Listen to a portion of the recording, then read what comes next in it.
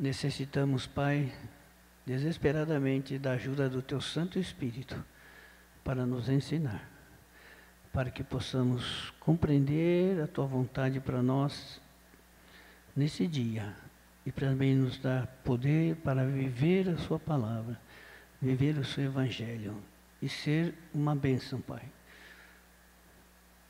Nós pedimos por Jesus. Amém.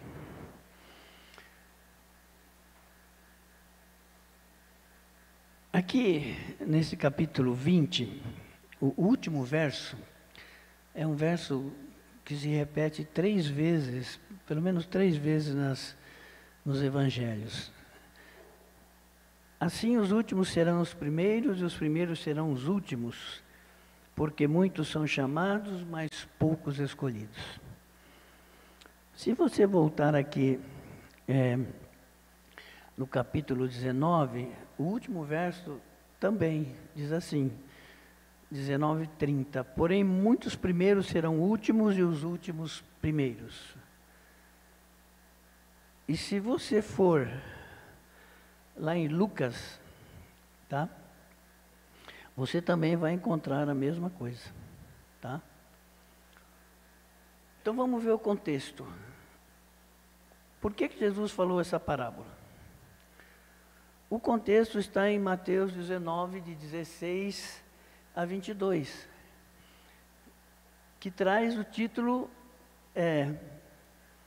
O Perigo das Riquezas. E você lembra dessa história? Chegou um jovem rico, né? Alguns acreditam que era um príncipe, e diz para Jesus: o que eu faço para herdar a vida eterna? Aí Jesus disse para ele: olha, você honra seu pai e sua mãe, né? Você não adultera, você não mata, né? Você não deseja as coisas do seu próximo, a mulher do seu próximo. Ele disse: não, tudo isso eu tenho feito desde que eu nasci. Aí Jesus disse para ele: bom, então tu faz, só te falta uma coisinha só, né? O que falta? Vende tudo que você tem, divide com os pobres e me segue. E aí o que aconteceu? O jovem se retirou muito triste, porque ele tinha muitas posses. E aí, o verso 23, Jesus disse então aos seus discípulos. Jesus tinha acabado de sair da Galileia, estava indo para a Judéia.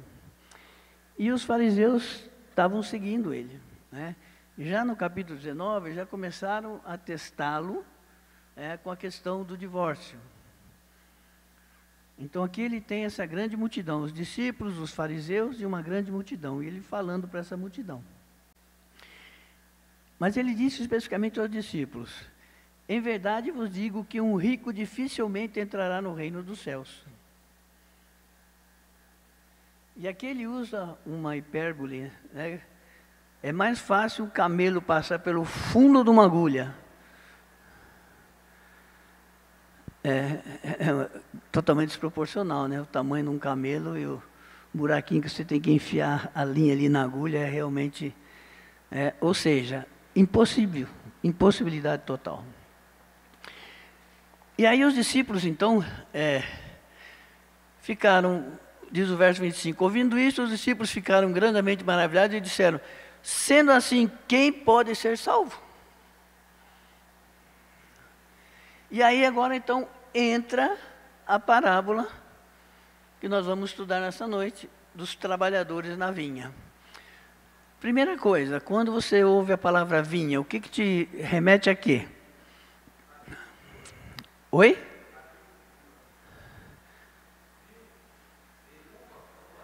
Ah, tá, mas biblicamente falando, te remete a quê? Quem era a vinha do Senhor? Israel. A quem Deus deu para cuidar da sua vinha? Ao povo de Israel. Então aqui você tem isso em mente, tá? Então diz assim, porque o reino dos céus é semelhante a um dono de casa que saiu de madrugada para assalariar trabalhadores para a sua vinha. E tendo ajustado com os trabalhadores a 1 denário por dia, mandou-os para a vinha. No Oriente, isso é muito importante, você ajustar o preço de qualquer coisa antes de você concretizar o negócio. Tem até um ditado aí que eles ficam só regateando, parece o pessoal que vende rede na praia, né? Ou seja, é importantíssimo isso. Então ele chegou e acertou com eles. O que ele acertou? E tendo acertado os trabalhadores 1 denário por dia, mandou-os para a vinha. Que hora foi isso? De madrugada. Por que de madrugada? Eu não sei se você já viveu na roça, trabalhou na roça. Eu nasci na fazenda, privilegiado que fui, porque meu avô era muito rico e tal. Mas depois eu tive meu próprio sítio, né, lá no Acre, e eu trabalhei, aí eu trabalhei mesmo. Enquanto eu estava lá na fazenda do meu avô, fazia nada, né? Mas lá eu tive que trabalhar mesmo. E como é que a gente trabalhava? Simplesinho. Você acordava de madrugada, tomava café, e às vezes a roça era longe, que você ia carpir, ou ia capinar, ou ia colher um arroz, ou um milho. Você esperava o sol nascer e você começar a trabalhar. Levava a sua marmitinha, né? Tá? Aí quando dava umas 10 horas da manhã, você comia, dava uma descansadinha aí, de novo, até que hora? Até começar a escurecer. Tá? Então não é como nós aqui, tá? 8 horas por dia não. É do amanhecer ao anoitecer, ok? Muito bem, 1 denário, o que era 1 denário? Era uma moeda que valia muito mais do que as que nossas valem hoje, porque ela valia por um dia inteiro de trabalho, né? E outro detalhe, Deus ordenou que os trabalhadores fossem pagos todos os dias, tá? Para que ninguém se sentisse no direito de ludibriar alguém, né? Trabalhar e não pagar a pessoa. Os Estados Unidos têm o método deles de pagar por semana, né? Mas na roça não, na roça a gente paga por dia, tá? Eu me lembro disso, meu avô tinha na fazenda, ele plantava bastante café, mas também plantava algodão, amendoim e melancia. Eu me lembro quando era a colheita ou do amendoim ou do algodão, ele tinha 7 caminhões, aí um caminhão ia lá para a praça da cidade, a cidade mais perto ali era Getulina, ele ia um caminhão lá para Getulina, parava lá na praça, e aí o pessoal subia tudo em cima, ia todo mundo para a roça, depois terminava lá o serviço, voltava o caminhão e pagava todo mundo, né? Era isso direito. E é dessa forma que aqui também é, né? Só que aqui o pessoal ia trabalhando, ia caminhando e voltava, mas todo mundo recebia todo dia. Saindo pela 3ª hora, que hora seria essa? 9 horas da manhã. Chegou lá na praça, tinha um pessoal lá na praça. Aí ele disse, e viu que estávamos ocupados, e disse-lhe, ide vós também para a vinha, e vos darei o que for justo. E eles foram. Nota, aqui não houve um acerto. Eles confiaram na integridade, na justiça e na bondade do dono da vinha. E foram. Saindo outra vez, perto da hora 6ª e da hora 9ª, procedeu da mesma forma. A hora 6ª seria o quê, então? Meio-dia, e a hora 9ª seria 3 da tarde.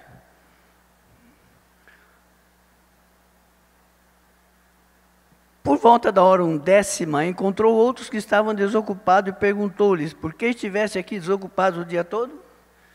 A hora 1/10 seria então 5 da tarde. E ele chegou lá na praça e tinha gente lá na praça esperando para ser contratado. Ele disse, onde é que vocês estiveram? Então dá para a gente notar aqui que eles não estavam ali de manhã quando ele chegou lá. Nem às 9 horas, nem ao meio-dia. Ou seja, não foram contratados por ninguém. Estiveram procurando emprego e não encontraram. E ele disse, olha, então faz o seguinte, ide também vós para a vinha. Ao cair da tarde, disse o senhor da vinha ao seu administrador, chama os trabalhadores e paga-lhe os salários. Olha o detalhe, começando pelos últimos, indo até os primeiros.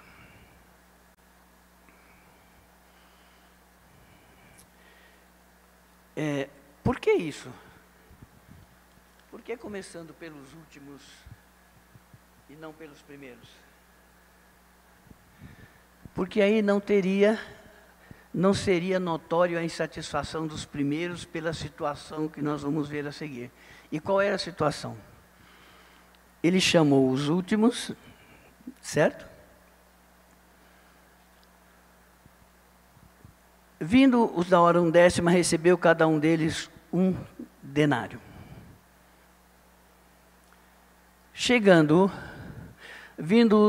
Ao chegarem os primeiros, pensaram que receberiam mais. Porém, esses também receberam 1 denário. Olha que interessante.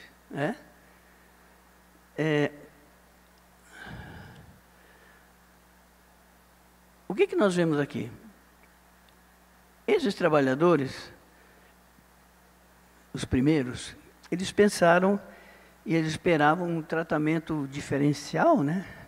Um tratamento preferencial, porque nós trabalhamos mais, se sacrificamos mais, né? Portanto, nós merecemos mais. Aqui Jesus está dando um claro recado aos judeus, né? Foram os primeiros a aceitarem o chamado para trabalhar na vinha do Senhor.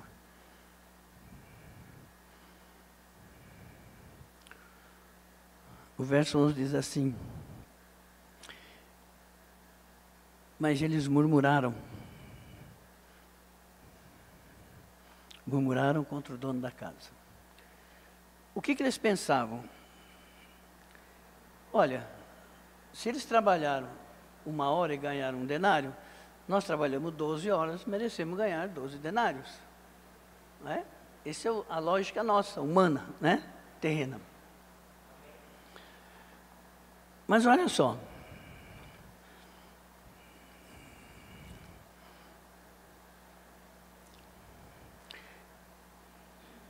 Mas, tendo recebido, murmuraram contra o dono da casa, o verso 11, o 12, dizendo, estes últimos trabalharam apenas 1 hora, contudo os igualaste a nós que suportamos a fadiga e o calor do dia. Agora, olha a resposta do dono. Mas o proprietário, respondendo, disse a um deles, amigo, não te faço injustiça.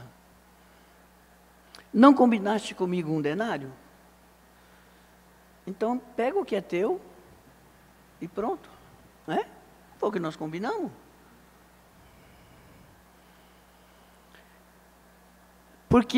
Pois quero dar a estes últimos tanto quanto a ti. Porventura não me é lícito fazer o que quero do que é meu?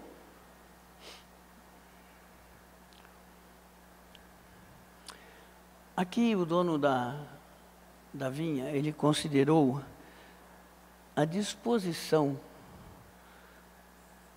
de trabalhar para ele como um favor e expressou o seu apreço, dando o mesmo valor para aquele que trabalhou.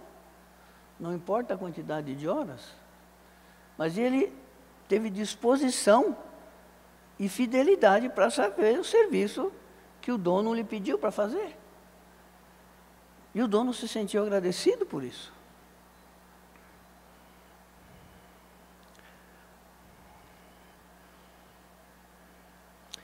Continuando o verso.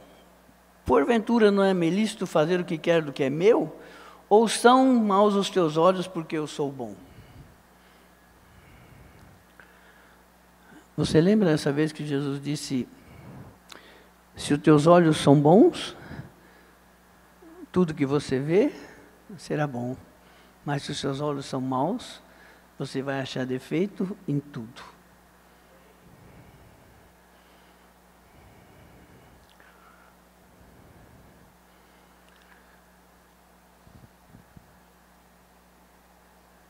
Qual era a acusação que eles estavam fazendo contra o dono da vinha?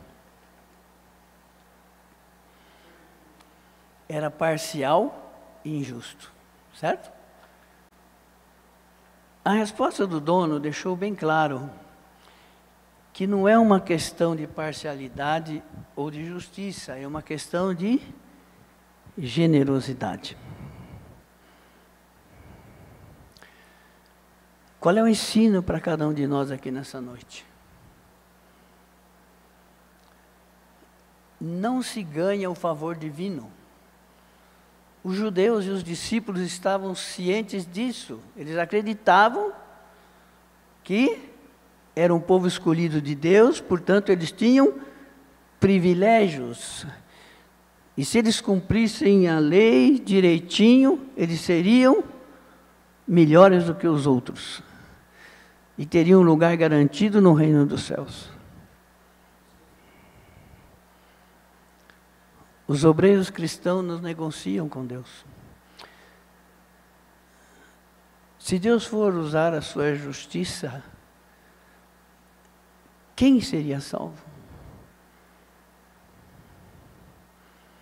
Quando o jovem rico chegou com Jesus,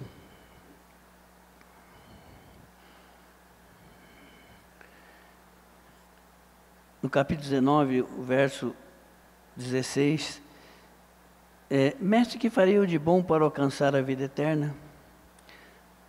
Jesus, por que me pergunta acerca do que é bom? Bom só existe um. Quem que ele estava falando? Deus. Então essa parábola aqui está retratando quem é o dono da vinha. Deus. Como ele trata os trabalhadores da vinha? No reino de Deus, todos somos iguais. Não é a posição, não é o dinheiro, não é a quantidade de trabalho ou não que eu faça para Deus. Todos somos iguais. Só entramos no reino de Deus se nós aceitarmos a graça de Deus.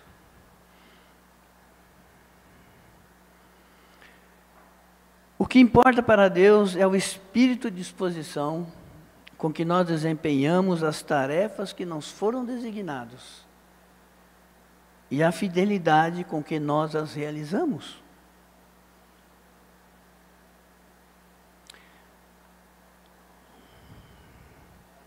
E aí o final, os últimos serão os primeiros e os primeiros serão os últimos.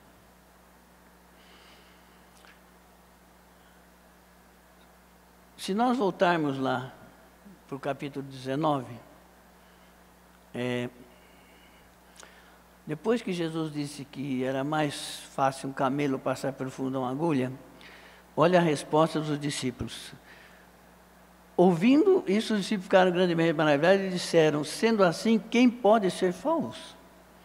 O que foi que Jesus disse a eles? Jesus, fitando neles o olhar, disse-lhes, isso é impossível aos homens, mas para Deus tudo é possível. E agora, olha a pergunta. Então lhes falou Pedro, eis que tudo nós deixamos e te seguimos, que será, pois, de nós? Se você for lá no capítulo 18, os discípulos no primeiro versículo tinham perguntando, naquela hora aproximaram-se de Jesus, os discípulos perguntaram, quem é porventura o maior no reino dos céus? Qual era o pensamento dos discípulos? O mesmo dos judeus, dos fariseus, não é? Ora, se a riqueza não é, vamos dizer assim, não como dizer, não é um sinal da bênção de Deus, se uma pessoa que é rica, uma pessoa que é influente, que tem prestígio, não entra no reino de Deus, então quem vai entrar? E muitos de nós pensamos dessa mesma forma, né? Mas aqui nessa parábola, Jesus deixa claro que os valores tradicionais, os valores terrenos, não valem na avaliação para o reino de Deus.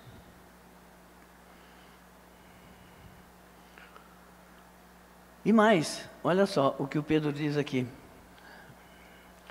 Eis que deixamos tudo e se seguimos, que será pois de nós? Ou seja, eles estavam fazendo a mesma situação que aqueles que estavam reclamando, os que foram os primeiros a trabalhar reclamando. Ou seja, nós também, nós estamos te seguindo, nós deixamos tudo, o jovem rico não deixou, mas nós deixamos tudo e estamos te seguindo. Então nós teremos privilégios no reino de Deus. Não funciona assim no reino de Deus. O que importa para Deus é o espírito de disposição com que desempenhamos as tarefas que nos foram designadas e a fidelidade com que as realizamos.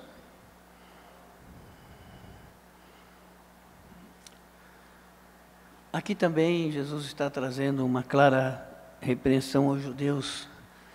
Está dizendo, olha, eu coloquei a minha vinha na mão de vocês, para que vocês cuidassem dela, podassem, adubassem, para que ela desse muitos frutos, e todos os povos da terra pudessem conhecer da minha vinha, participar da minha vinha, das bênçãos da vinha. E o que aconteceu? Ele lá em Lucas 13, 29, Jesus diz, olha, os publicanos e as menetrizes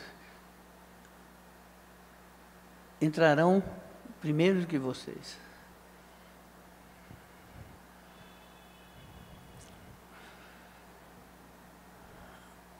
A entrada no reino é tão somente pela aceitação da graça de Deus, não por mérito ou quantidade ou qualidade das obras. Que isso fique bem claro para nós nessa noite. A parábola também ensina que é o Senhor quem determina quem entrará no reino de Deus. Será que teremos surpresa lá?